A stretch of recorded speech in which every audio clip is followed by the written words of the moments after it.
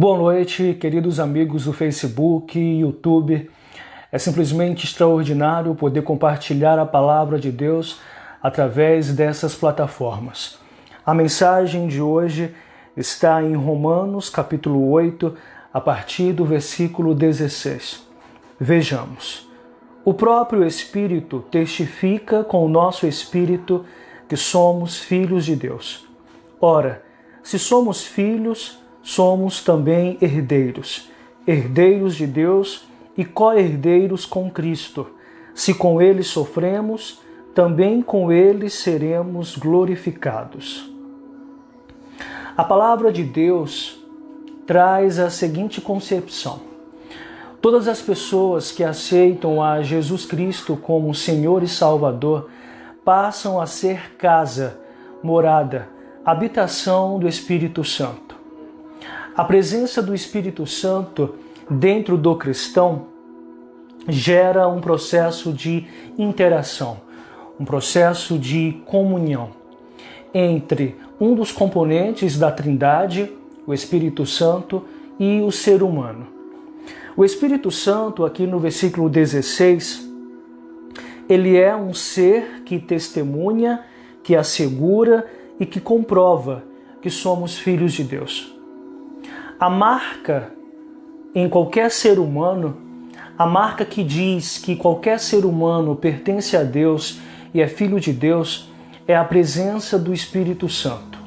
A ausência do Espírito Santo na vida de um ser humano representa que ele é simplesmente uma criatura, dentre as várias que existem.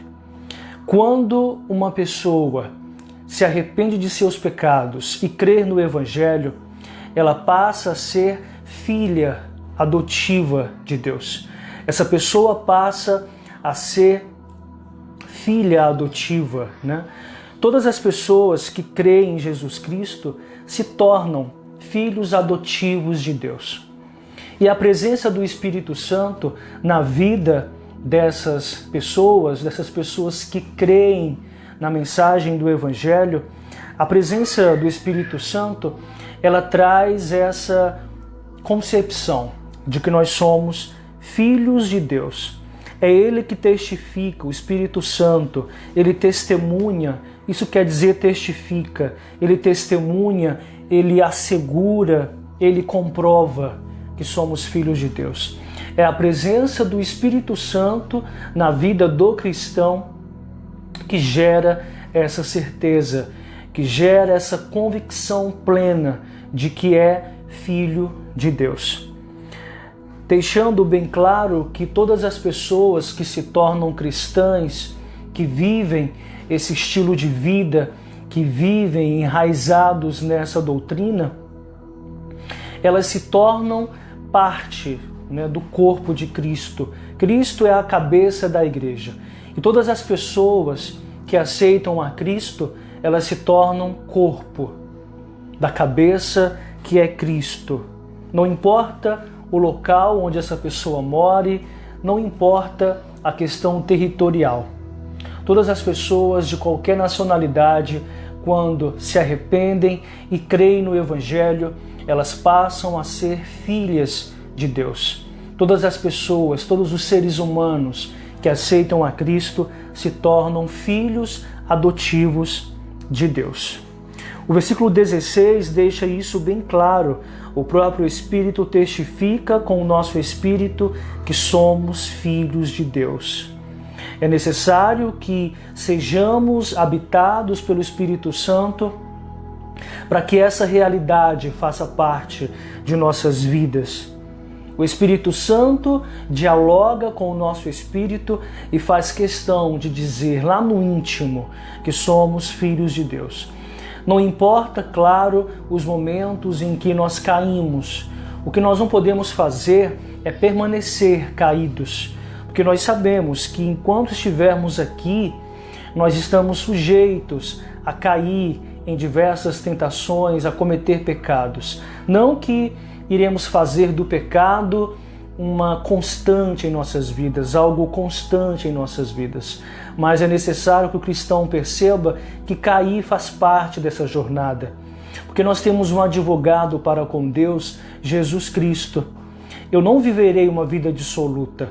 O pecado se tornará um acidente na minha vida. E não o reflexo de uma vida dissoluta, de uma vida entregue aos prazeres carnais. É preciso que nós compreendamos que o cristão, ele não se torna um ser perfeito nessa terra. Ele se torna um ser que imita a Jesus Cristo. Ele se torna um ser que busca obedecer aos princípios de Jesus. E quando ele cai, ele tem o Espírito Santo para consolá-lo, para dizer que ele é filho de Deus. O Espírito Santo tem esse papel de trazer a convicção de que somos filhos de Deus e ao mesmo tempo nos consolar, nos convencer do arrependimento, nos convencer da necessidade de mudança, da necessidade de conversão. O Espírito Santo faz isso dentro de nós. É o papel do Espírito Santo, principalmente, de nos consolar. Esse é o papel dele, de trazer consolo, de trazer consolação para o cristão. O versículo 17 diz: ora, se somos filhos, somos também herdeiros, herdeiros de Deus e co-herdeiros com Cristo. Se com ele sofremos, também com ele seremos glorificados.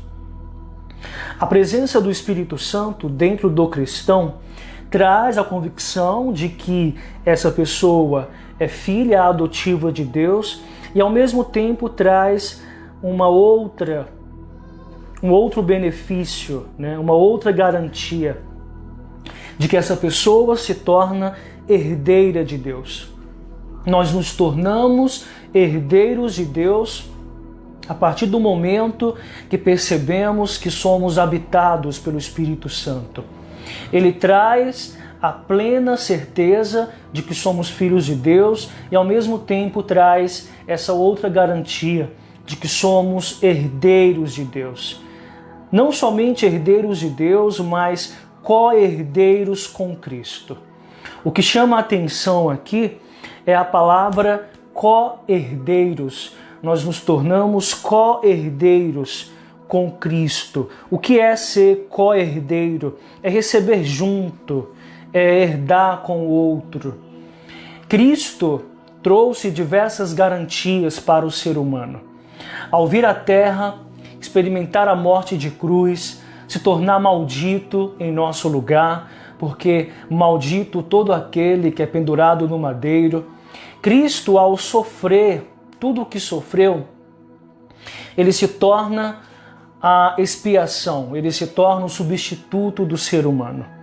E ao se tornar substituto do ser humano, daquele que crer nele, nós passamos a ser co-herdeiros com Cristo. A Bíblia diz que Cristo é herdeiro de tudo. Todas as coisas foram feitas para Ele, por Ele, e sem Ele, nada do que foi feito se fez. E quando o cristão aceita Cristo, ele herda junto com Ele. Ele recebe junto todas as garantias, todas as bênçãos celestiais, que são benefícios que são depositados na vida do cristão. Ser co-herdeiro é vir logo em seguida. Quer dizer, a atitude de Cristo me torna co-herdeiro de Deus. Eu preciso estar enraizado em Cristo para perceber essa condição na minha essência, no meu ser. Eu me torno co-herdeiro com Cristo. A partir do momento que eu faço dele meu Senhor, meu Salvador. Eu herdo junto com Cristo, eu recebo as bênçãos junto com Cristo. Porque sem Cristo, nem se aproximar de Deus novamente seria possível. A Bíblia diz lá em João, capítulo 6, 44, que nós só buscamos a Deus ou a Jesus Cristo a partir da vontade de Deus. Vejamos, João 6, versículo 44. Ninguém pode vir a mim se o Pai que me enviou não o trouxer, e eu o ressuscitarei no último dia. Portanto, todas as pessoas que se achegam a Jesus Cristo, esse se achegar é resultado da intervenção de Deus. É o que está escrito em João, capítulo 6, versículo 44. Ninguém pode vir a mim se o Pai que me enviou não o trouxer, e eu o ressuscitarei no último dia. Por isso eu me sinto privilegiado, e você também que é cristão deve se sentir privilegiado, porque você aceitou o convite de Jesus. Jesus bateu na porta do seu coração e você, a partir da intervenção de Deus, decidiu abrir a porta da sua vida para Cristo entrar e promover todas as mudanças que a nossa velha natureza necessitava e ainda necessita. Ninguém pode vir a mim se o Pai que me enviou não o trouxer. Foi Deus que nos conduziu a Cristo. Foi Ele que foi o agente intervencionista, Ele que interveio nessa relação do cristão com Cristo. O cristão só imita a Cristo, só busca seguir as pisadas de Cristo, porque Deus o levou a agir dessa forma. É o que está escrito aqui de maneira muito clara. Se Deus não o trouxer, se Deus não o levar para Cristo, esse movimento que você faz em direção a Cristo, ele será falso, porque é Deus que o conduz a Cristo. Ninguém vai a Jesus se não houver a intervenção de Deus. É o que nós percebemos.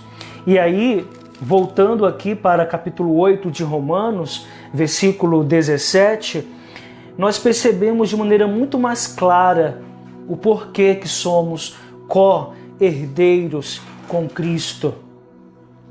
É porque Deus nos conduziu a Cristo. É a partir de Cristo, da comunhão com Cristo, dessa harmonia, dessa relação harmoniosa com Cristo, que nós nos tornamos co-herdeiros. Que nós herdamos juntos com Ele. Que nós herdamos as bênçãos celestiais. Que nós recebemos as garantias fundamentais para termos a certeza da vida eterna. É a partir de Cristo, com Cristo, que nós nos tornamos co-herdeiros. Nós temos a clara noção de que estar com Cristo representa uma mudança de vida, representa a mudança nos nossos pensamentos, representa a mudança nos nossos comportamentos, nas nossas atitudes. Passamos a ser luz nesse mundo a partir da presença do Espírito Santo em nós.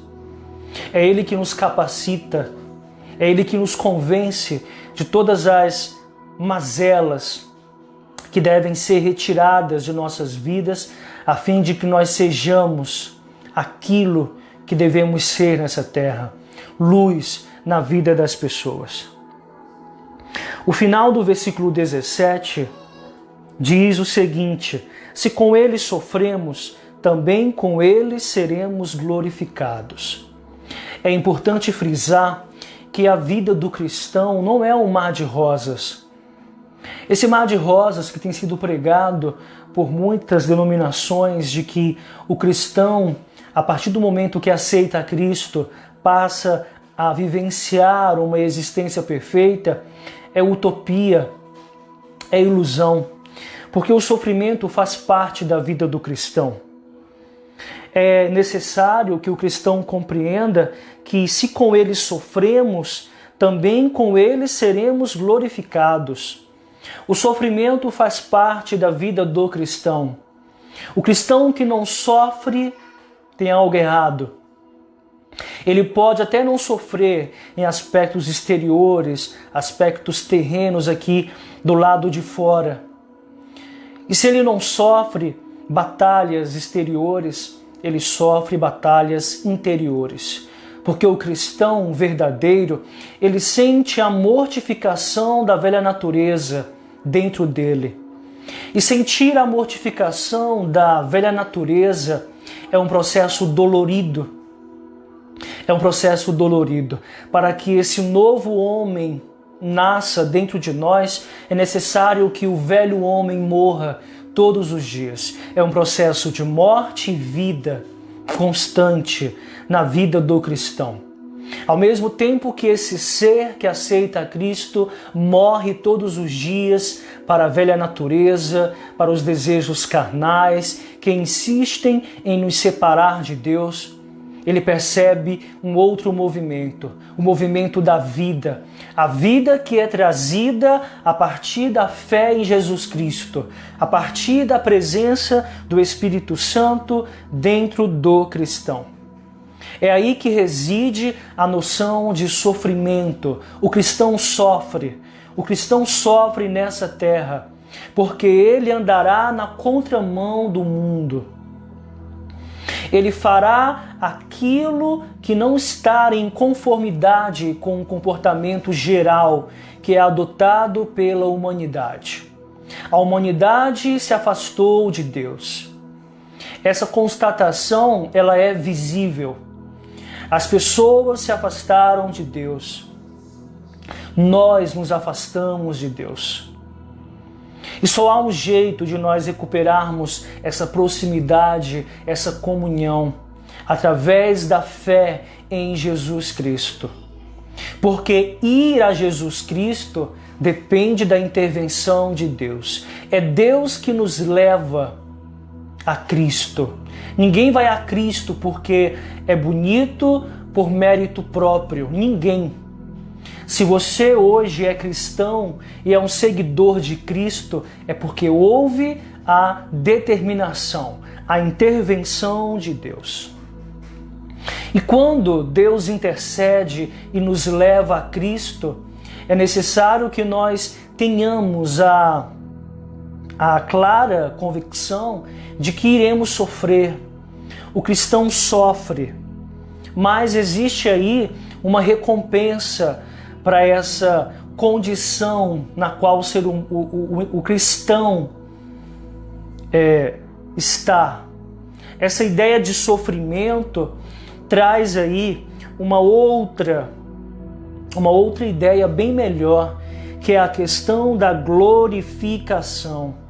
Se com Cristo nós sofremos, com Cristo nós seremos glorificados. Então a noção de sofrimento e de glorificação está atrelada a Cristo. É com Cristo. É com Cristo que sofremos e será com Cristo. E é com Cristo que somos glorificados. Logo adiante nós perceberemos que Paulo diz que, porque para mim tenho por certo que os sofrimentos do tempo presente não podem ser comparados com a glória a ser revelada em nós. Por mais que saibamos que sofremos nessa vida por imitarmos a Cristo, e imitar a Cristo representa morte, a morte da velha natureza que insiste em estar em evidência, nós entendemos que com Cristo nós podemos receber a cada dia um aperfeiçoamento da nossa personalidade, da nossa postura diante das mais diversas situações que preenchem os nossos dias. E Paulo faz questão de dizer no versículo 18, porque para mim tenho por certo que os sofrimentos do tempo presente não podem ser comparados com a glória a ser revelada em nós. Não há espaço para uma comparação. O sofrimento pode até ser, às vezes, duradouro, enorme, mas ele não pode ser comparado com a glória que todas as pessoas que decidiram aceitar a Cristo, imitar a Cristo, desfrutarão. Estar em Cristo é a certeza de que desfrutaremos de uma glória, de que nós seremos exaltados, porque decidimos negar a própria vida por amor a Jesus Cristo. É por isso que Paulo faz questão de dizer que tenho por certo que os sofrimentos do tempo presente não podem ser comparados com a glória a ser revelada em nós. Em nós a glória será revelada. Mas nós precisamos estar em Cristo. Nós precisamos fundamentar a nossa fé cristã em Cristo. Porque nós observamos pessoas que se dizem cristãs, que quando observam outras proclamando esse nome tão poderoso, elas se sentem envergonhadas, elas criticam. Que fé cristã é essa? Que fé cristã é essa que ignora o poderio de Cristo, que ignora a importância de Cristo? Quando a pessoa se diz cristã e ignora a palavra Jesus Cristo, a expressão, o nome poderoso Jesus Cristo, quando essa pessoa ignora esse nome que é sobre todo nome, ela está provando que a fé dela é falsa. Essa é a grande verdade. Eu já fui vítima de muitas, eu já fui criticado por proclamar o nome de Jesus Cristo. Mas eu sei que a palavra de Deus diz lá em Mateus que bem-aventurados sois vós quando vos e vos perseguirem e disserem todo mal contra vós por minha causa. Então eu me sinto bem-aventurado quando eu sou criticado por proclamar o nome de Jesus Cristo. Enquanto eu viver, enquanto Deus me der fôlego de vida, eu irei proclamar esse nome poderoso, esse ser que transformou a minha vida. Deus me conduziu a Cristo e eu não posso ser ingrato, porque é a condução mais importante de nossas vidas. Ser conduzido a Cristo altera os nossos dias, muda as nossas perspectivas. Não há privilégio maior do que ser conduzido a Cristo. E o Criador do universo decidiu me conduzir a Cristo. Deixe o Criador do universo conduzir você também a Cristo. Porque estando em Cristo você sofre. Porque Cristo sofreu. Cristo pagou um alto preço para que hoje nós tivéssemos a certeza da vida eterna. E nós precisamos entender que quem imita a Cristo irá sofrer junto com Cristo. Se Cristo sofreu, aquele que segue as pisadas de Cristo também sofrerá, também sofre. Mas tem a certeza de que será glorificado, de que será exaltado. Então a noção de sofrimento é uma questão que não é pregada nos nossos dias. A noção que é pregada é de que o cristão não passa por provações, de que o cristão vivencia uma nova realidade, uma realidade que beira a perfeição. Isso não é verdade. Enquanto nós estivermos nessa terra, nós não seremos perfeitos. Nós seremos agentes proclamadores do Evangelho. Nós seremos luz nesse mundo. Mas em alguns momentos, essa luz pode ser apagada a partir da adoção de comportamentos errados. Às vezes somos luz na vida dos outros, mas às vezes esse velho homem, ele aparece e você adota posturas que não condizem com a palavra de Deus. E aí vem o Espírito Santo nos convencer de que somos filhos de Deus. Filho, eu estou aqui para te consolar. Esse é o discurso do Espírito Santo. Você é filho de Deus. Você está em um processo de santificação, de aperfeiçoamento. Se arrependa, se converta desse caminho, porque não há espaço para esse discurso de que o cristão é perfeito. Nós somos seres em construção. Nós somos seres que decidimos nos tornar dependentes de Deus. Mas nós temos ainda esse corpo mortal, o pecado ainda faz parte dos nossos dias, mas haverá um dia que o pecado não existirá mais. A Bíblia diz isso. Mas enquanto estamos nessa barraca, que é esse corpo temporário, a tendência é que hora ou outra, né, nós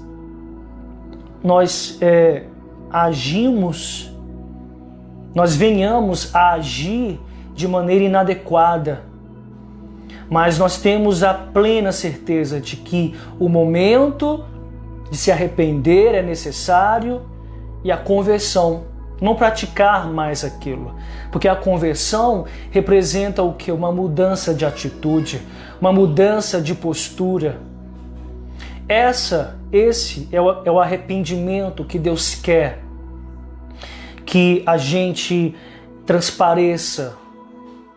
Um arrependimento que abandona um caminho mau e segue o caminho da justiça, o caminho de Deus. E essa noção de sofrimento, ela é uma realidade atual e futura. Nós que somos cristãos precisamos compreender que da mesma forma que Cristo foi cuspido, Cristo foi humilhado, nós também seremos. Porque como nós somos imitadores de Cristo, nós iremos imitar o seu discurso. E o seu discurso causava divisões. O seu discurso impressionava, porque o seu discurso era de Deus, ele escutou Deus e veio a essa terra manifestar o reino de Deus, através de suas atitudes, através de suas palavras. E falando ainda em sofrimento, olha o que está escrito em 2 Coríntios, capítulo 4, versículo 17. Em 2 Coríntios, capítulo 4, versículo 17, está escrito: porque a nossa leve e momentânea tribulação produz para nós eterno peso de glória, acima de toda comparação. Não atentando nós nas coisas que se veem, mas nas que se não veem, porque as que se veem são temporais e as que se não veem são eternas. Eu, como cristão, eu não posso me atentar, eu não posso dar ênfase ao sofrimento. Por quê? Porque não há espaço para comparar esse sofrimento que nós vivenciamos com a glória, com o peso eterno de glória, que será revelado em nós mesmos. Nós seremos exaltados pela pela complicada decisão, porque não é fácil você dizer não para você mesmo e dizer sim para Jesus, mas é Deus que nos conduz, é Deus que nos capacita a aceitar esse convite amoroso de Deus em direção ao seu Filho, Jesus Cristo. E esse convite amoroso, esse convite de graça feito por Deus, nos leva a mudar até a perspectiva de nossas vidas.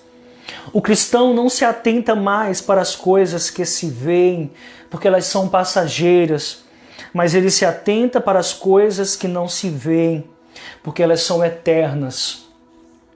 Eu não posso dar ênfase, eu não posso estar atrelado ao sofrimento que vivencio aqui na terra como cristão. Eu preciso compreender que esse sofrimento está produzindo um peso de glória. É a glória que importa. É a certeza de que eu serei exaltado nos céus. Por quê? Porque decidi aceitar o convite de Deus e seguir as pisadas de Cristo. É essa a convicção que altera os nossos dias, que altera os nossos pensamentos. Não atentando nós nas coisas que se veem, mas nas que se não veem. Porque as que se veem são temporais e as que se não veem são eternas. A fé faz isso. Quando você recebe o dom da fé, quando você é um privilegiado, né, ao receber o dom da fé, a sua própria visão é alterada. Aquilo que você olha, aquilo que você escuta, aquilo que você observa acontecer no mundo, ganha uma nova dimensão. Você vê tudo o que acontece aqui sob um aspecto passageiro. Logo, tudo isso vai passar. Mas a minha fé está em Cristo. A minha visão, ela está atrelada ao aspecto eterno. Eu vou focar nas coisas que não se veem. Quem de nós já viu Jesus Cristo? Ninguém. E se nós hoje cremos em Cristo, é porque fomos agraciados com o dom da fé. E Cristo é eterno. As coisas que não se veem são eternas. Quer mudar de vida? Quer viver light, leve, liberto, se sentindo em paz consigo mesmo, com a realidade presente? Aceite a Cristo, porque Ele é eterno. Eu não o vejo, mas creio na sua existência, creio na sua obra salvífica. E essa crença é que transforma o meu ser, transforma o modo como eu vou agir, o modo como eu me comporto, a minha postura, as minhas atitudes. É uma visão focada no aspecto eterno. Essa é a grande questão.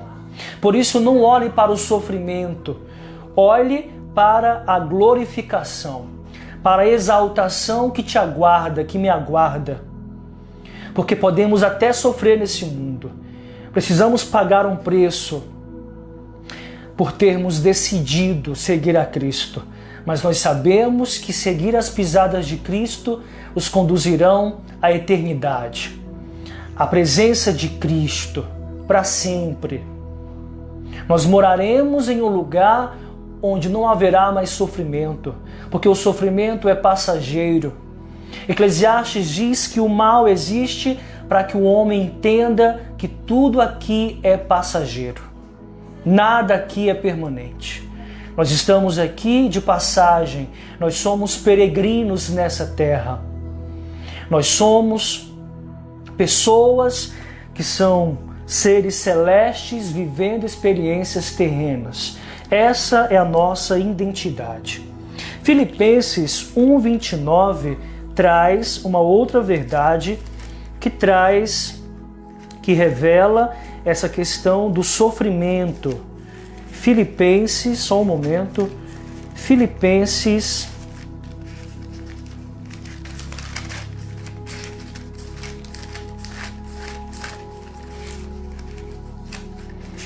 o livro de Filipenses, capítulo 1, versículo 29. Porque vos foi concedida a graça de padecerdes por Cristo, e não somente de crerdes nele. Olha que verdade. Olha o que Filipenses capítulo 1, versículo 29 traz. Traz mais uma evidência de que o sofrimento, de que padecer é uma realidade do cristão. Porque vos foi concedida a graça de padecerdes por Cristo, e não somente de crerdes nele. Eu não somente creio em Cristo, mas eu carrego essa condição de que estar em Cristo, de que imitar a Cristo, de que aceitar a Cristo trará padecimento. O cristão padece nessa vida, o cristão sofre. O cristão sofre porque ele anda na contramão do mundo. Ele toma a decisão mais difícil, que é negar a própria vida por amor a Cristo. E a graça de Deus, ela não traz somente essa possibilidade de crer em Cristo, mas ela traz a noção de padecimento. Porque ao mesmo tempo que eu creio em Cristo, eu sinto que sou perseguido. Eu padeço muito nessa vida a partir do momento que eu declaro essa fé cristã, que eu declaro ser uma pessoa que decide imitar a Cristo, seguir as pisadas de Cristo, obedecer a Cristo, ser luz na vida das pessoas a partir de um espelho que é Cristo, a partir de um modelo que é Cristo. Por isso que nós somos vistos como co-herdeiros de Deus, porque é a partir de Cristo que eu recebo essa condição de herdeiro de Deus e co-herdeiro com Cristo. Porque foi Cristo que garantiu as bênçãos que hoje nós vivenciamos. Nós somos abençoados. Por mais que percebamos sofrimentos que invadem os nossos dias, nós temos um agir diferente. Nós lidamos com essas preocupações diárias de maneira diferente. Porque a paz que Cristo traz é a paz que o mundo não traz. Porque a nossa visão é eterna. Nós não estamos focados no que está acontecendo agora, naquele problema que é desse tamaninho, em comparação com o que nós somos, com o que nós seremos, com o que nós vivenciaremos ao estar em Cristo, que é a exaltação, que é a glória prometida na palavra de Deus. Olha o que Mateus diz, capítulo 10, versículo 38. Mateus 10, versículo 38, é mais uma citação que traz essa certeza. 10, 38. E quem não toma a sua cruz e vem após mim, não é digno de mim. Jesus suportou o peso da cruz em nosso lugar. E porque nós não iríamos vivenciar a mesma coisa? Claro que nós nunca experimentaremos o que Cristo experimentou, mas nós experimentamos um sofrimento. Não é no mesmo nível que Cristo experimentou, mas nós sofremos. Até disso Cristo nos livrou, de um sofrimento maior, de um padecimento maior. E aí Mateus capítulo 10, versículo 38 traz essa certeza. E quem não toma a sua cruz e vem após mim, não é digno de mim. É preciso que nós carreguemos a cruz. O que é carregar a cruz? É dizer não à própria vida. É perceber que uma tentação está te levando para a morte e você simplesmente carrega a cruz. Você diz não para essa tentação, para esse pecado. E dizer não para uma tentação, para uma postura carnal, dói. Isso é pesado para nós. É uma coisa que parece ser insuportável, carregar a cruz. Carregar a cruz para nós representa colocar em nossas costas, colocar fora de nós aquilo que desagrada a Deus, exterminar aquilo que desagrada a Deus. A cruz que nós precisamos carregar é essa, dizer não, aquilo que nos conduz à morte eterna, aquele pecado que nos separa de Deus, aquele pecado que nos leva a dizer não a Cristo. Isso é carregar a cruz. E é um processo, e é uma ação dolorida, um adultério, um vício, a mentira, a prostituição, a fornicação. Ao dizer não para essas práticas carnais, nós estamos carregando a nossa cruz. E carregar essa cruz não é fácil, mas Cristo já carregou a cruz maior, que nos garantiu a vida eterna. E nós temos o auxílio do Espírito Santo para nos convencer da necessidade de mudança. Da necessidade de mudança. E essa cruz, ela não se tornará tão pesada, porque nós temos o Espírito Santo nos consolando, nos aperfeiçoando, nos levando a seguir as pisadas de Cristo. Portanto, carregue a sua cruz. Eu constantemente carrego a minha cruz. e senão as cruzes, né? Muitas cruzes estão em movimento em nossas vidas. Alguns sentimentos, algumas posturas insistem em serem cometidas novamente, mas nós temos Cristo, Deus, para nos livrar da tentação, para nos dar o escape. Por isso que Cristo diz: quem não toma a sua cruz e vem após mim, não é digno de mim. Eu estou seguindo a Cristo. Por mais que eu sinta um desejo proibido, eu sei que Cristo está comigo. Eu sei que o Espírito Santo mora em mim. Eu sei que o Espírito de Deus mora em mim. E é essa presença gloriosa que me dará condições, me dará força para carregar esse fardo pesado, esse desejo maldito que insiste em querer dominar o meu pensamento, a minha mente, o meu coração. É estar enraizado em Deus que nos dá a aptidão necessária para tomarmos a nossa cruz e seguir a Cristo. Assim como Ele carregou a cruz, nós precisamos carregar também. E cruz simboliza sofrimento. A cruz para nós é abandonar as velhas práticas. E abandonar as velhas práticas é necessário que haja intervenção de Deus. É necessário que Deus nos conduza a Cristo. E Cristo vem com o seu amor eterno, com o seu amor extraordinário, e esse amor nos constrange. Porque a cruz nos constrange. O amor demonstrado na cruz que Cristo carregou nos constrange. Nós ficamos envergonhados diante do que Cristo passou para garantir a vida eterna para nós. É um amor que constrange, é um amor que nos deixa envergonhados. É um amor que nos conduz a uma nova postura.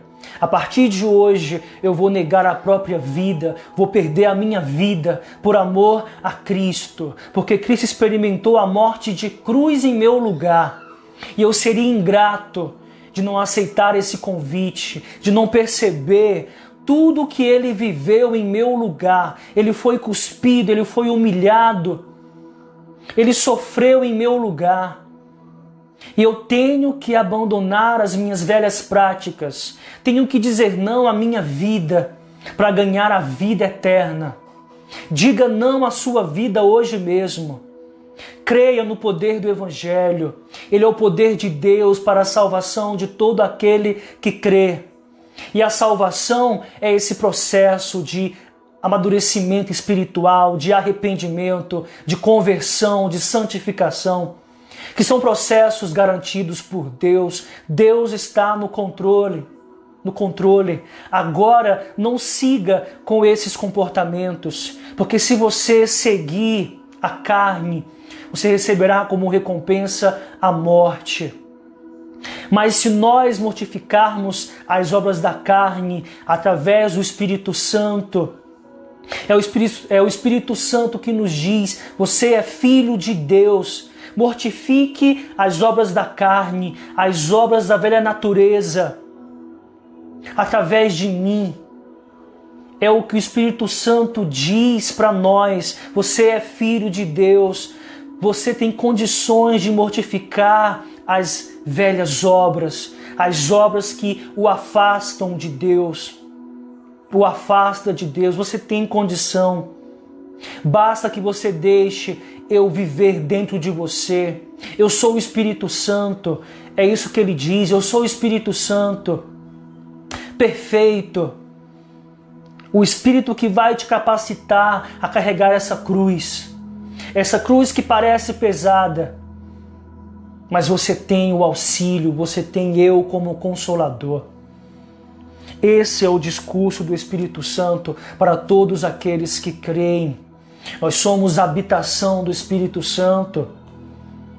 Eu sei que é difícil compreender isso, é necessário fé para você entender que dentro de você existe o Espírito Santo fazendo morada, fazendo de você casa dele.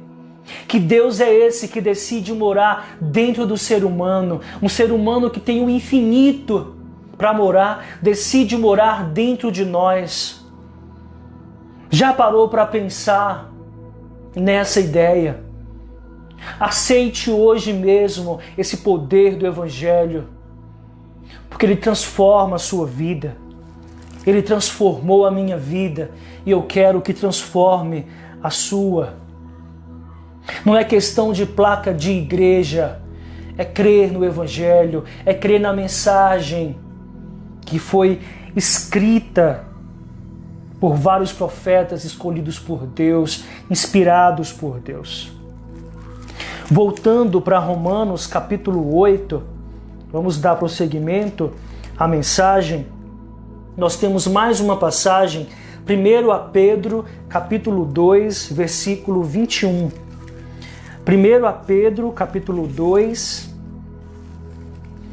versículo 21. Só um momento.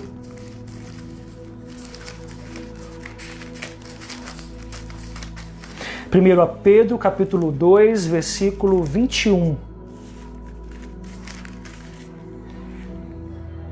Porquanto para isto mesmo fostes chamados, pois que também Cristo sofreu em vosso lugar, deixando-vos exemplo para seguirdes os seus passos. Olha que palavra. Para isto mesmo fostes chamados.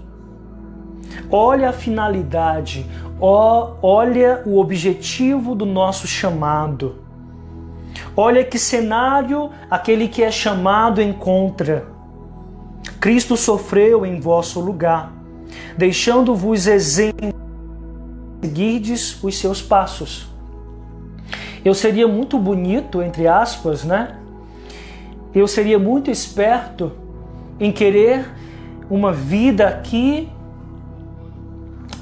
desvinculada do sofrimento. Eu não posso pensar dessa forma como cristão. Deixando-vos exemplo para seguirdes os seus passos. Se Cristo traçou ou percorreu, aliás, um caminho de sofrimento, eu também irei atrás dele, sabendo de que, assim como ele sofreu, eu também irei sofrer. Mas da mesma forma que Cristo, demonstrando obediência, foi glorificado, da mesma forma que Cristo obedeceu, eu também posso obedecer, porque eu tenho Ele dentro de mim, porque Ele faz morada em mim. E eu vou seguir os passos dele, os passos do sofrimento, os passos da obediência, os passos da abnegação, os passos da renúncia. Cristo viveu tudo isso. Cristo seguiu esses passos diversificados, sofrimentos, renúncias, abnegações, mas o principal, passos da obediência. Como eu sou seguidor de Cristo, eu preciso seguir os passos que Ele deixou, para que eu siga também. Porquanto para isto mesmo fostes chamados. 1 Pedro, capítulo 2, versículo 21. Pois que também Cristo sofreu em vosso lugar, deixando-vos exemplo para seguirdes os seus passos. E aí terminamos a apresentação de várias passagens bíblicas que mostram que o sofrimento faz parte dos nossos dias. Mas é um sofrimento que é passageiro e que trará uma recompensa maior, que é a exaltação. Receber a coroa da vida. Vida não é aqui. Vida é lá, junto do Pai, junto de Jesus Cristo. Lá é a vida. A vida aqui é apenas um estágio, uma possibilidade para que eu diga não a essa vida terrestre e aceite viver o estilo de vida que muda, que me torna luz nesse mundo. A vida aqui não é a verdadeira. A vida verdadeira é ao lado de Cristo. Mas para estar um dia ao lado de Cristo, é necessário que cada ser humano se arrependa dos seus erros, das suas falhas, dos seus pecados e creia no Evangelho. Interessante afirmar que a Bíblia diz que primeiro nós nos arrependemos e depois nós cremos. Quer dizer, arrependimento vem antes da crença. E esse arrependimento, ele precisa acontecer em nossas vidas, para que essa crença, a crença em Cristo, seja o alicerce de nossas vidas. Porque a crença em Cristo vai nos conduzir cada dia mais a esse caminho de arrependimento. A esse caminho de arrependimento. Porque nós estamos enraizados em Cristo. Nós não queremos envergonhá-lo. E aí decidimos dizer não à nossa vida aqui passageira e dizer sim à vida eterna que já experimentamos aqui, porque Cristo é a vida eterna. Se eu tenho Cristo, eu tenho a vida eterna, mas eu tenho a certeza de que quando eu morrer, experimentar a morte física, eu desfrutarei da vida eterna. Porque nós somos seres celestiais vivendo experiências terrenas. Essa é a nossa identidade. Amém. Glória a Deus. O versículo 19, continuando aqui do capítulo 8 de Romanos, diz o seguinte: a ardente expectativa da criação aguarda a revelação dos filhos de Deus. Pois a criação está sujeita à vaidade, não voluntariamente, mas por causa daquele que a sujeitou, na esperança de que a própria criação será redimida do cativeiro da corrupção, para a liberdade da glória dos filhos de Deus. Porque sabemos que toda a criação a um só tempo geme e suporta angústias até agora. E não somente ela, mas também nós. Antes de passar para nós, o que nós percebemos aqui, o que é apresentado por Paulo. No versículo 19 até o versículo 22, há a exposição do sofrimento vivenciado pela própria criação. Não somente o ser humano sofre, mas também a própria natureza, aquilo que Deus criou. A criação aguarda a revelação dos filhos de Deus. Olha que evento é ansiado pela criação. Olha qual é o anseio da criação. Ela aguarda com expectativa a revelação dos filhos de Deus. Sabe por que a criação aguarda com expectativa a revelação dos filhos de Deus? Porque quando Adão pecou, ele corrompeu toda a terra. A terra se tornou maldita. Ela começou a produzir espinhos e abrolhos. O mal passou no mundo, o pecado, a morte. A morte passou a imperar a partir do momento que Adão decidiu desrespeitar, desonrar aquilo que Deus havia estabelecido. E como a criação está nessa condição, a criação ela sofre. Nós percebemos ao nosso redor, nós percebemos a corrupção, nós percebemos a injustiça, nós percebemos as guerras, a fome. Nós percebemos o quanto a decisão de Adão afetou os nossos dias, porque nós somos descendentes dele. E a criação, ela foi afetada. A criação foi afetada e nós percebemos o quê? Que essa condição que ela vive o leva a desejar com todo vigor a revelação dos filhos de Deus. Que evento esperado pela criação! A revelação dos filhos de Deus. E quem é filho de Deus? Quem aceita a Cristo. Quem aceita a Cristo se torna filho adotivo de Deus. Se você hoje não aceitou, até hoje, não aceitou a Cristo, você não faz parte da família de Deus. Quem diz isso é a Bíblia, não sou eu. Eu nunca esqueci dessa mensagem que eu escutei, de que somente aqueles que aceitam a Cristo passam a fazer parte da família de Deus. São chamados de filhos adotivos de Deus. E a própria criação, a natureza aguarda com ansiedade, com anseio. Ela está ávida por esse momento. Ela aguarda com ansiedade o momento em que os filhos de Deus serão revelados. Os filhos de Deus que decidiram abandonar os próprios prazeres, renunciar à própria vida, por amor àquele que eles nunca viram. Eu nunca vi a Cristo, mas eu decido todos os dias renunciar à minha vida por amor a Ele. Quando eu digo que nunca vi a Cristo, Ele mesmo em pessoa, mas eu vejo Ele dentro de mim e dentro das pessoas. Porque quando você se converte, quando eu percebo a mudança na vida de alguém que estava abarrotado de pecados, alguém que seguia o caminho do pecado, você percebe que ele decide fazer uma conversão. Aquele caminho mau é ignorado por ele e ele passa a seguir um novo caminho, que é o caminho de Cristo. E seguir o caminho de Cristo, renunciar à própria vida, faz Cristo transparecer nessa pessoa, em mim e em você que crê em Cristo. Cristo é observado diariamente na vida do outro, na minha vida, na sua vida, porque você está imitando Ele. A fé sem obras é morta.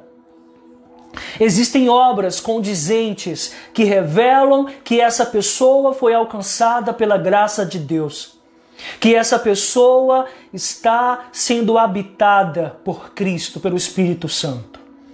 Por isso que eu vejo Cristo todos os dias no outro, na minha vida. Eu vejo Cristo.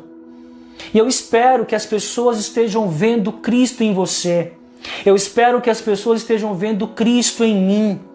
É a partir da minha postura, das minhas atitudes, que Cristo é glorificado. Essa é a razão da vida, ser luz no mundo. E só se torna luz no mundo quem imita a Cristo, quem segue as suas doutrinas.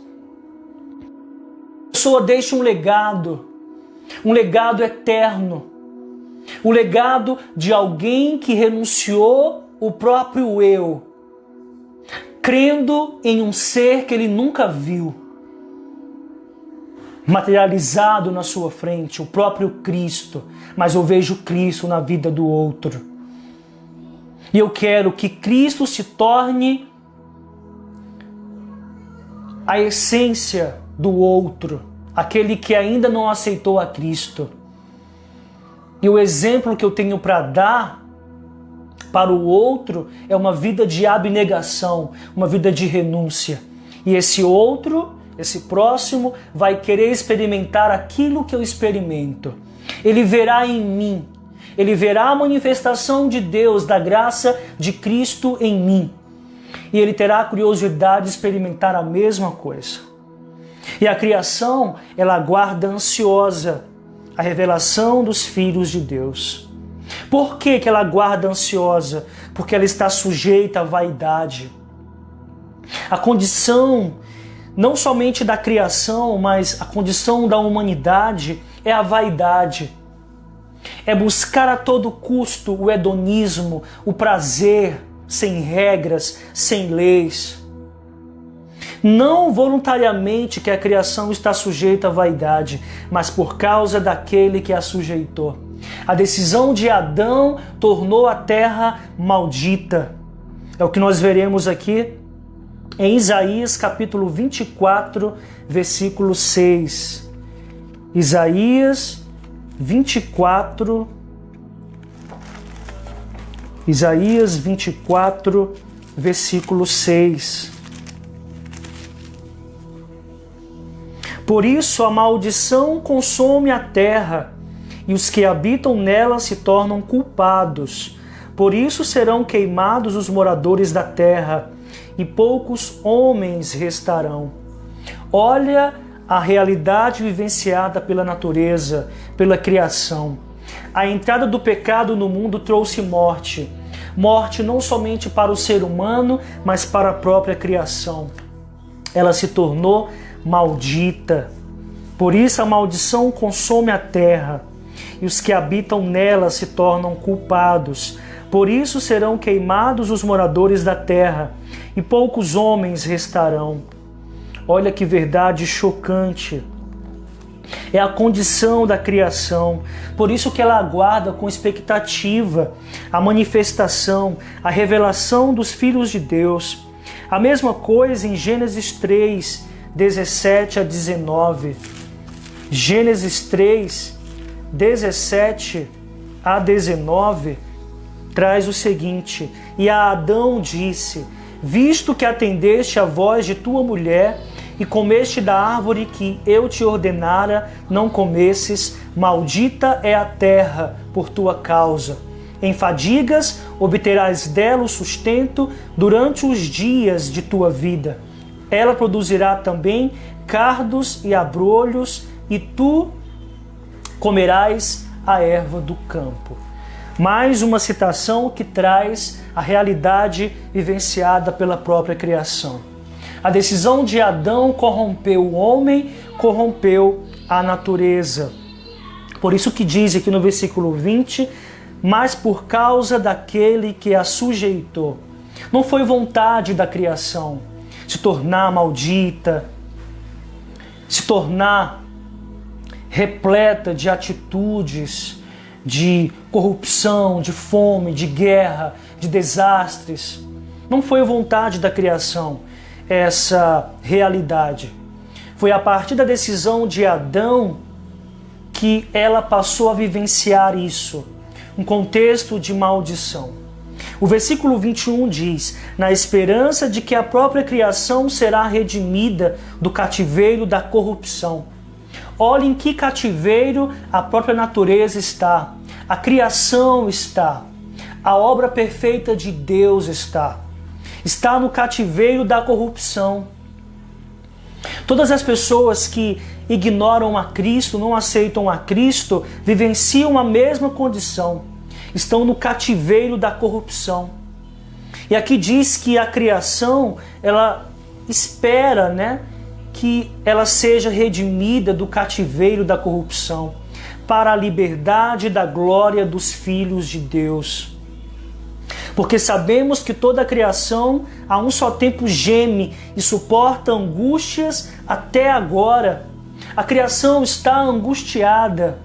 O ser humano está angustiado por mudança, pela revelação dos filhos de Deus.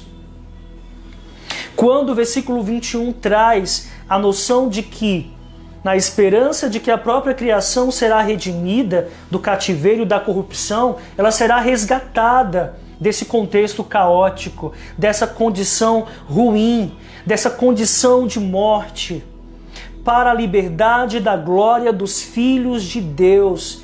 É necessário que a criação também seja redimida, que a terra seja transformada, que ela recupere a identidade que ela tinha. A terra não produzia aquilo que era mal. A terra não produzia espinhos, abrolhos. Ela era perfeita. Ela era harmoniosa. E a criação precisa ser redimida para que ela seja o lar dos filhos de Deus. A glória dos filhos de Deus deve ser experimentada em um local propício para isso. O que adianta um filho de Deus glorificado em uma terra não glorificada, em uma terra não redimida, em uma terra não transformada? É por isso que Deus promete uma nova terra, um novo céu. Deus promete uma nova natureza no homem. Uma nova natureza que o prepare para viver nesse lar, preparado por Ele. Jesus disse isso, que iria preparar morada. E as moradas que Jesus preparou para nós, elas são grandiosas. Vocês podem ter certeza disso. E para que os filhos de Deus vivam em liberdade, desfrutem da glória que é resultado de terem sofrido, de terem renunciado à própria vida, essa glória tem que ser experimentada em um local que foi redimido. A criação será redimida. Da mesma forma que o homem tem a possibilidade de ser redimido, a criação também aguarda a sua remissão. Ela quer ser resgatada dessa condição maldita, que é o resultado do pecado, que é o resultado da chegada do pecado no mundo, que trouxe morte, que trouxe destruição, que trouxe separação entre o homem e Deus. Entre o homem e Deus. Porque sabemos, versículo 22, capítulo 8 de Romanos, que toda a criação há um só tempo geme e suporta angústias até agora. Ela tem suportado angústias, sofrimentos, porque ela está ansiosa para ser redimida. Ao mesmo tempo que ela está ansiosa para ser redimida, e Deus promete fazer isso, ela está ansiosa para ver a manifestação dos filhos de Deus. Ela verá você? É a pergunta que eu faço. Ela está ansiosa para ver a revelação dos filhos de Deus. Você é filho de Deus. Você aceitou a Cristo diante do público. Você é uma pessoa que não se envergonha desse nome poderoso, Jesus Cristo, pois você é filho de Deus. Se você não se envergonha de Cristo, se você aceitou a Cristo, se você proclama esse nome maravilhoso nos 4 cantos do local que você mora, você é filho de Deus. Você foi alcançado pela graça de Deus.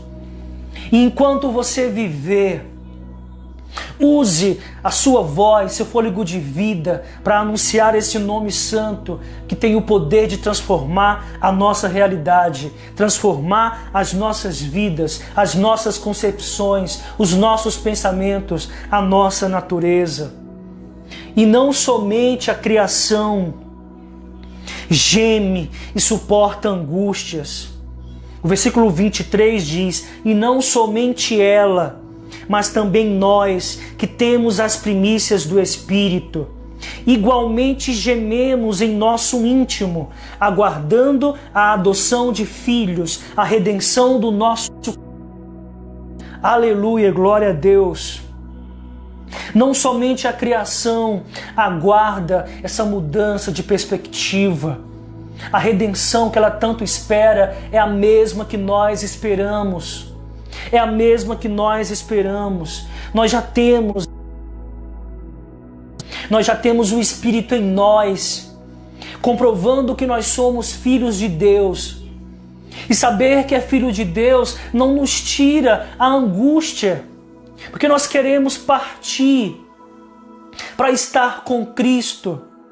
Porque aqui a vida é incompleta, a vida não tem o sentido pleno. Nós somos felizes por termos nosso trabalho, nossa família, primeiro ponto, depois de Deus, família, trabalho, amigos. Nós somos felizes, experimentamos a felicidade, mas nós temos sentido uma angústia. Nós gememos em nosso íntimo. São gemidos que fazem parte do nosso íntimo, do nosso eu particular. Não podemos mentir. Nós sentimos isso claramente. Nós somos filhos de Deus. O Espírito Santo diz, como eu li lá no versículo 16, o próprio Espírito testifica com o nosso Espírito que somos filhos de Deus.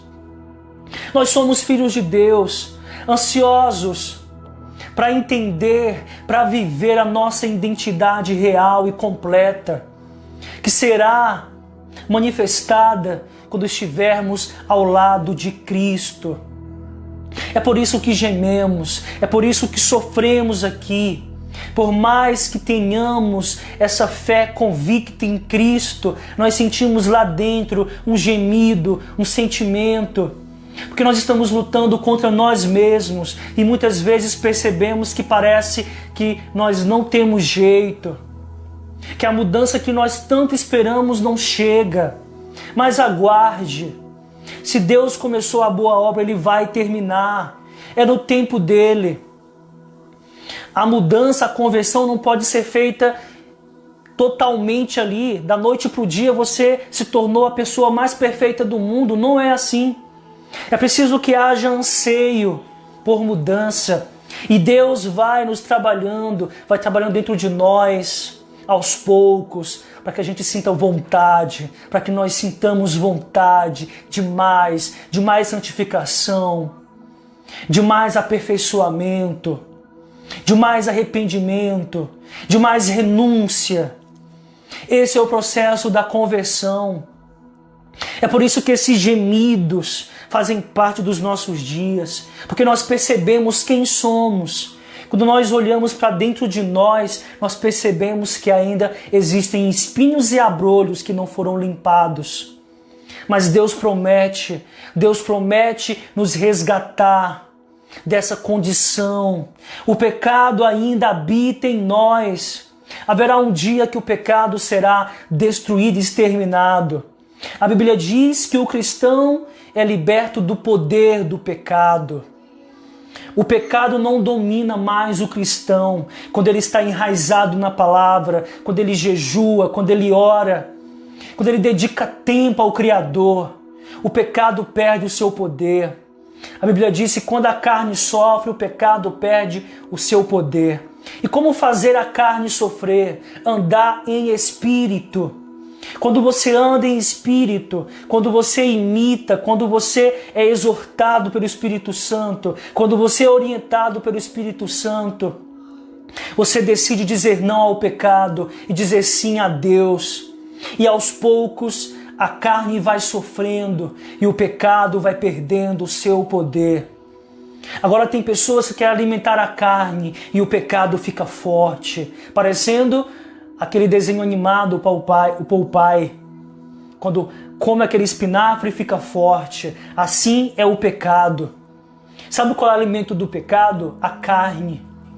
Mas se você faz a carne sofrer, o pecado fica fraco, o pecado perde o seu poder.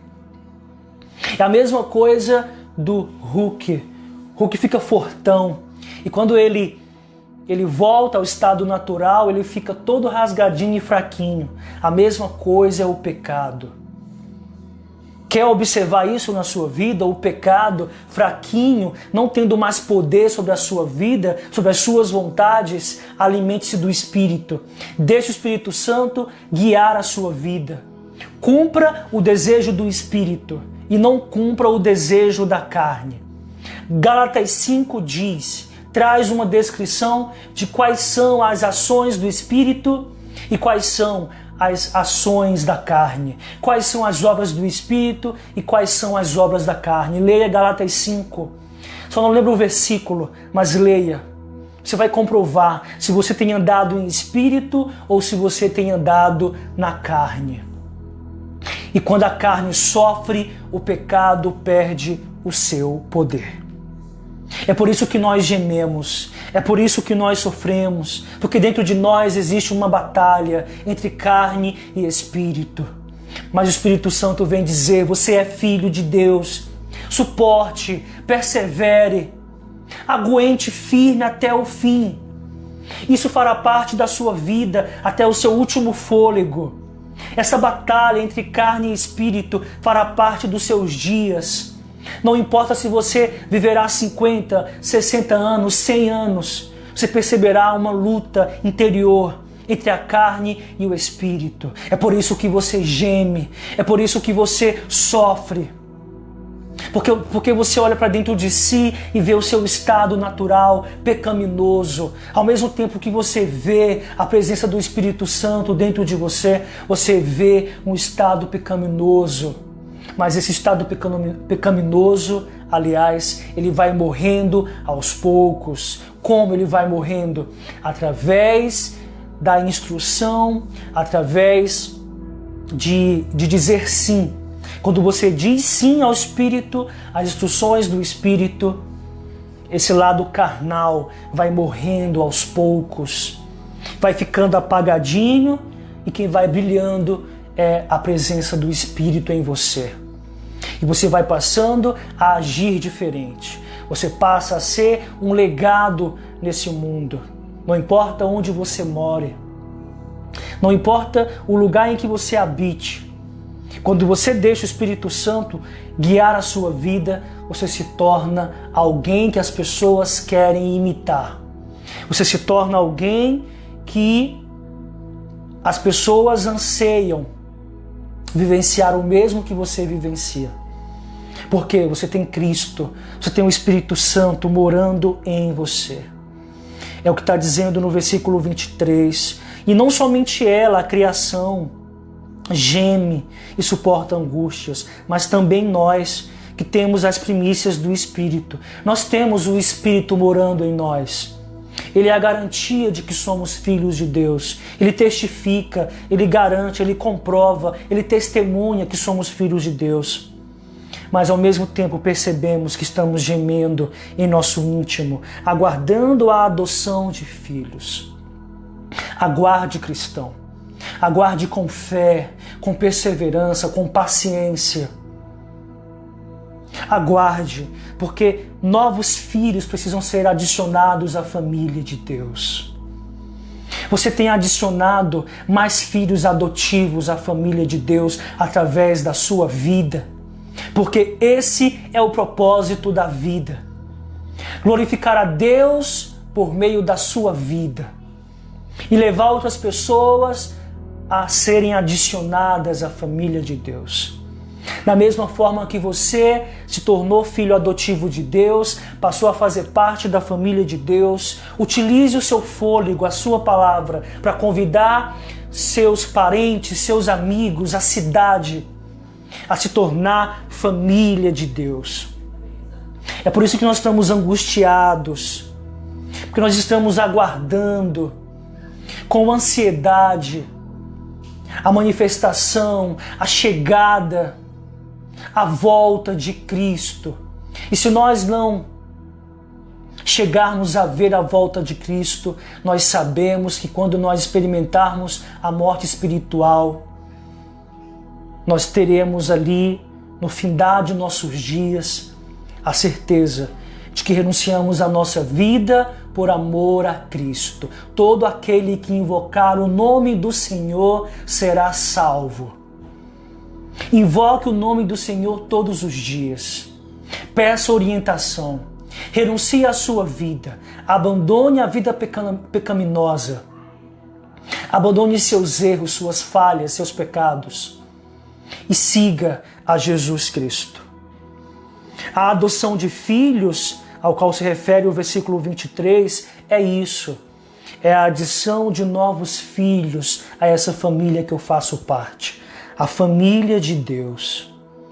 E nós aguardamos não somente a adoção de filhos, porque Deus precisa conduzir esse outro a Cristo, mas para Deus conduzir o outro a Cristo, Ele precisa de mim.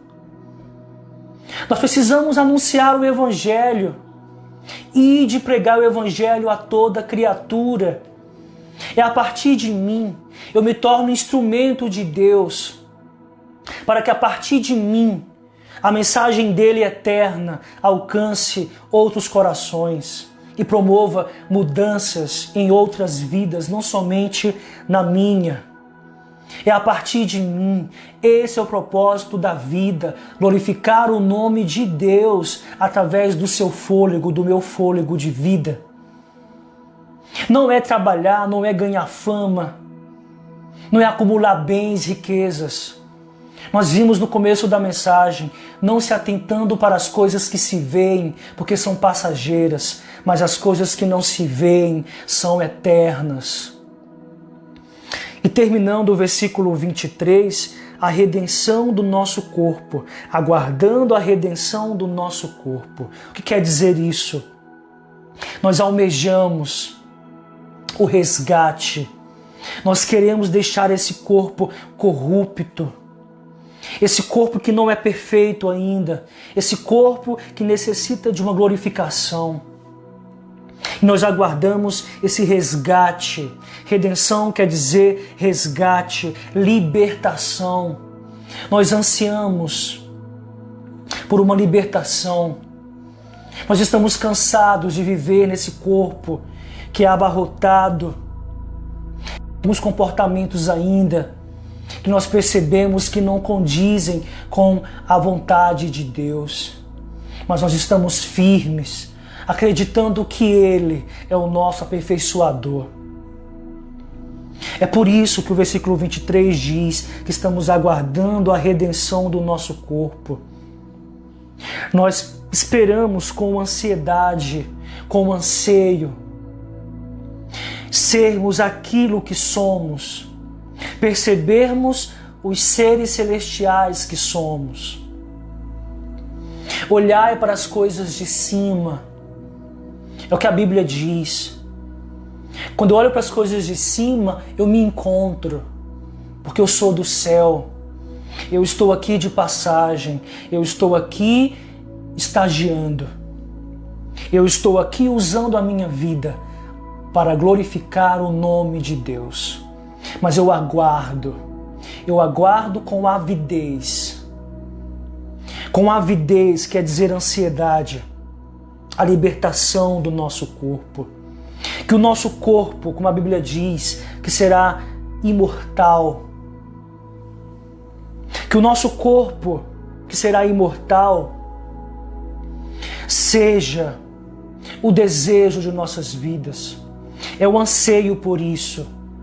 É o anseio de ser liberto da mortalidade e passar a ser imortal, a vivenciar a imortalidade. Os nossos corpos serão glorificados. Essa condição que nós percebemos hoje, ela é passageira. Às vezes a falta de vigor, às vezes um preenchimento de emoções que a gente não gosta, tudo isso é passageiro.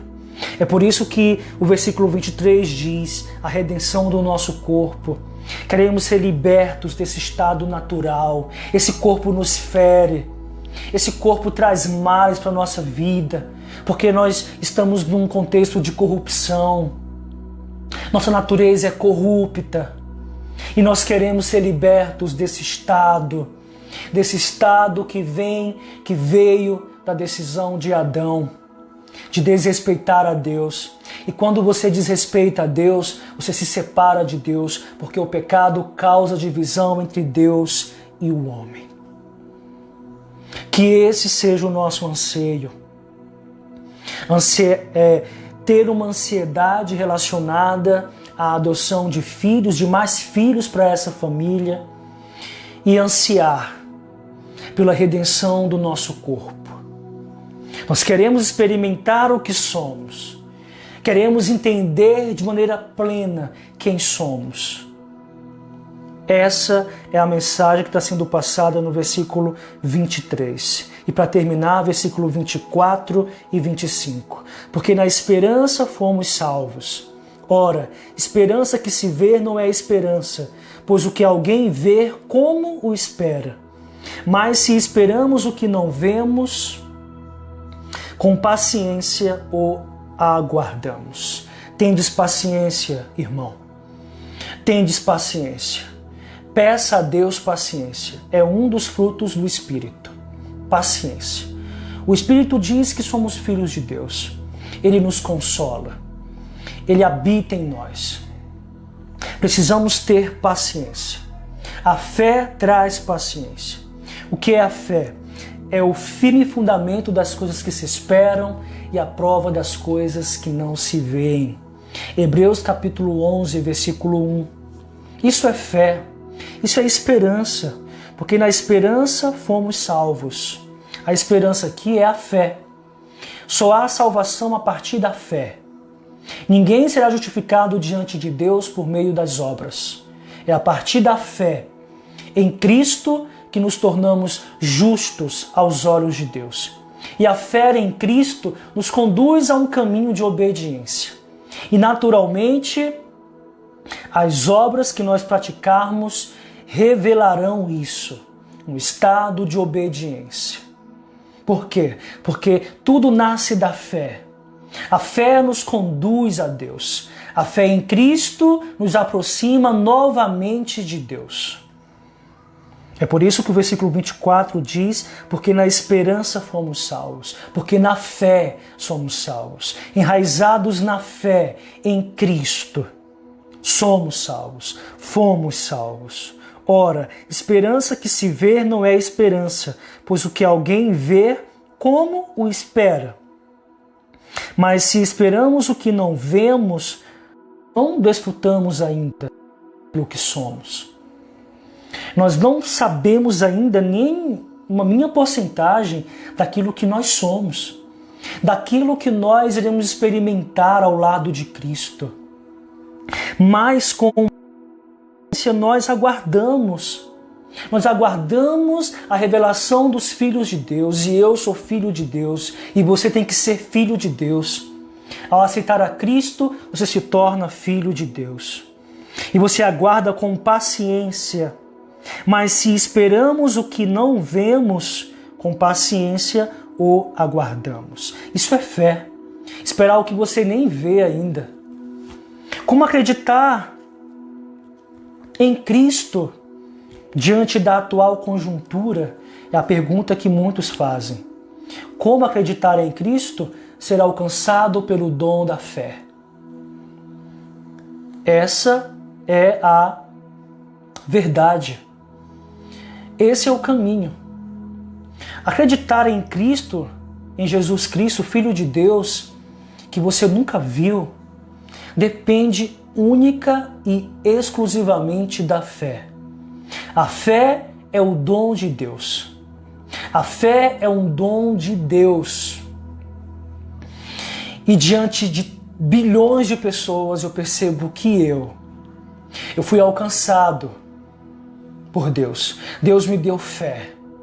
E essa fé eu quero que contagie a sua vida, o seu íntimo. E você perceba que você tem jeito.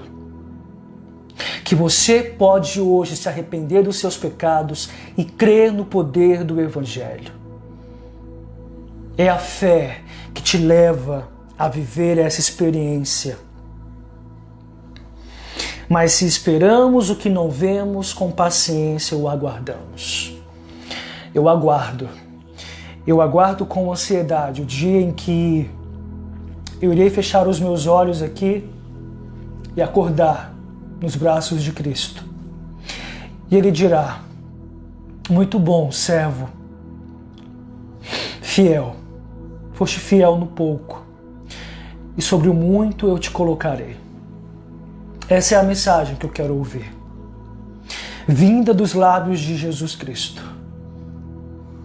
Ele dizendo para mim: muito bem, Railson, lá na terra você cumpriu a missão que eu estabeleci para você. Entra no reino de meu Pai e goza da eternidade. E aproveita a casa que eu fiz para ti, porque você permitiu que eu habitasse em você. Você permitiu ser morada do Espírito Santo. Você renunciou à própria vida por amor a mim. É isso que eu anseio ouvir de Cristo. E eu ouvirei. Porque dia após dia eu tenho lutado contra a minha velha natureza para fazer aquilo que Deus quer. E não tem sido fácil. Eu tenho visto setas, embates sendo travados na minha vida, em direção à minha vida. Mas eu persisto, porque a fé, que é o dom de Deus, está alicerçada em mim. E eu aguardo aquilo que eu nem vi ainda, porque eu verei Cristo, eu verei a Cristo. Eu estarei face a face com Cristo. O Espírito Santo me diz isso todos os dias. Railson, você é filho de Deus. Suporte com paciência o que você está vivendo. Suporte com paciência o que você está vivendo. Você é filho de Deus. Aleluia, glória a Deus. Que essa palavra tenha alcançado o seu coração. E você viva a partir de hoje, sabendo disso, que você é filho de Deus. E só há um caminho para você viver essa realidade. Aceitando a Cristo. Se você quer ouvir dos lábios de Cristo, discursos favoráveis, discursos satisfatórios, aplausos vindos de Cristo, você precisa imitá-lo. Você precisa dizer não à própria vida terrena, por amor a Ele. Ele demonstrou amor, e eu seria ingrato em não devolver esse amor. Quem quiser perder a sua vida, ganhá-la-á. Mas quem ganhar a sua vida, aqui, perdê-la-á. É uma questão de escolha. Eu quero ouvir de Cristo. Railson, você perdeu a sua vida na terra e está ganhando agora, ao meu lado. Amém. Glória a Deus. Aleluia. O desejo do meu coração para terminar é que essa mensagem seja compartilhada com a maior quantidade de pessoas. Hoje à noite, compartilhe essa mensagem para a maior quantidade de pessoas que você puder. Para que essa mensagem promova as mudanças tão necessárias nos nossos dias. Principalmente nesse momento tão conturbado que é essa pandemia, que tem, assolado os nossos dias. A pandemia representa sofrimento. Covid-19 representa sofrimento. Mas o cristão, ele enfrenta esse problema de maneira diferente. Porque ele sabe que é filho de Deus. Porque ele sabe que tem a proteção de Deus em relação a isso. Não que nós vamos andar vacilando por aí de forma alguma. Porque o mal está aí. O mal está solto, o mal domina os nossos dias. E eu agiria sem cautela, uma profecia bíblica. Jesus disse isso em Lucas, de que as pandemias, epidemias, desastres eram sinais de que haverá um fim. A pandemia simplesmente é o cumprimento de uma profecia vinda de Jesus Cristo. Ela anuncia que haverá um fim. Todos os desastres que nós temos observado, as guerras, cumprem o objetivo. Mostrar que Jesus é verdadeiro, que Ele não mente e que tudo isso aqui vai acabar. Não podemos estar fundamentados no que está aqui, no visível. Precisamos estar alicerçados na fé, acreditar naquilo que nós não estamos observando agora. Esse deve ser o nosso estilo de vida. Afinal, somos filhos de Deus. Um forte abraço, que Deus abençoe a sua família e que a graça dele seja sempre abundante na minha e na sua vida. Amém.